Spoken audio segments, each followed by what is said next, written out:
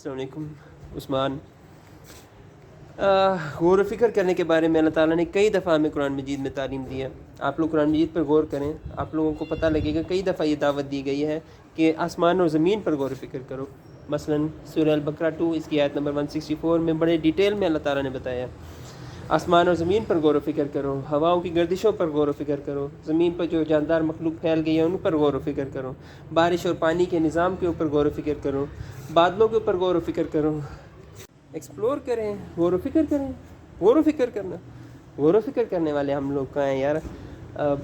ज़मीन और आसमान पर गौर व फ़िक्र तो दूर की बात है, हम लोग अपने पड़ोस पे गौर व फ़िक्र नहीं करते। हमने ये कभी गौर नहीं किया कि हमारे साथ वाली ज़मीन पर जो पौधे लगे हुए हैं उनमें से कौन सा हम लोगों के लिए बहुत फ़ायदेमंद है और कौन सा नुकसानदेह है। गलती है ना हम लोगों की, हमें एक्सप्लोर करना चाहिए, गौर व फ़िक्र करनी चाहिए।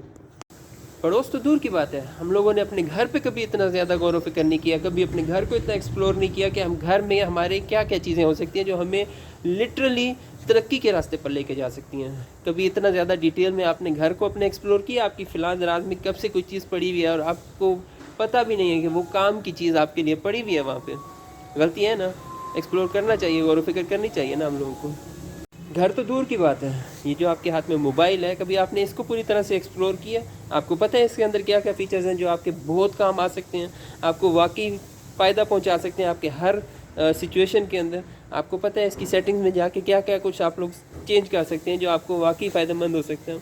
आपने मोबाइल को पूरी तरह एक्सप्लोर नहीं किया, तो गलती है ना। इन चीज़ों को एक्सप्लोर करना चाहिए, गौर व फ़िक्र करना चाहिए, आपको फ़ायदा हो सकता है। Aahista Aahista step by step ही जाएंगे ना, तो फिर कायनात पर भी गौर व फ़िक्र शुरू करेंगे, एक्सप्लोर करेंगे, इसको तस्खीर करेंगे। गौर व फ़िक्र, गौर व फ़िक्र इतनी आसान सी चीज़ जिसमें कोई फ़िज़िकल वर्क नहीं है। आप लोगों ने सिर्फ दिमाग इस्तेमाल करना है कि अल्लाह ताला ने इतनी प्यारी कायनात बनाई है, इतने आसमान बनाए हैं, ज़मीन बनाई है, इस पर सिर्फ सोचना है, बैठना है, सोचना है, कोई फ़िज़िकल वर्क नहीं करना, सिर्फ बैठ के सोचना है। इतना भी आप लोग नहीं करते यार, बस बैठे बैठे ये कहना है या अल्लाह कितनी खूबसूरत आसमान और ज़मीन बनाई है, कितनी बड़ी आसमान है, कितनी बड़ी कायनात है। एक बड़ी आसान सी चीज़ कह देते हैं हम लोग, टाइम नहीं है यार मिलता हम लोगों को। इसी टाइम पर गौर व फ़िक्र कर लें, रात को सोने से पहले थोड़ा सा टाइम को सोच लिया करें, गौर व फ़िक्र किया करें कि कहाँ पे आप लोग अपना टाइम ज़ाया कर रहे हैं, उस टाइम को इस्तेमाल करना है। रात को इसी पर गौर व फ़िक्र कर लिया करें, अपने टाइम को तस्वीर करने की कोशिश करें।